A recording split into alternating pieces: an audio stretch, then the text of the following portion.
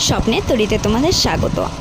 আবার একটি নতুন ভিডিও নিয়ে চলে এসেছি, একটা নতুন রেসিপিটা কি জানতে হলে পুরো ভিডিওটা দেখতে হবে।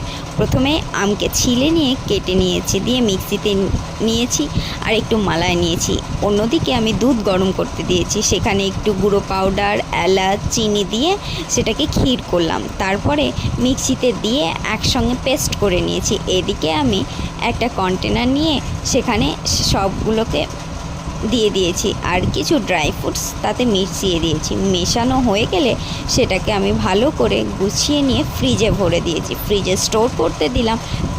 আগের দিন রাত্রে দিয়ে পরের দিন আমি সকালে বার করেছি। দেখতেই পাচ্ছ কি সুন্দর তৈরি হয়ে গেছে ম্যাঙ্গো মালাই। তোমরা খেতে চাইলে আমার বাড়ি চলে আসতে পারো। আর ভিডিওটা ভালো লাগলে লাইক, কমেন্ট, শেয়ার করো, সাবস্ক্রাইব করতে ভুলো না। Thank you. মালাইটা কেমন হয়েছে দেখতে অবশ্যই জানাবে।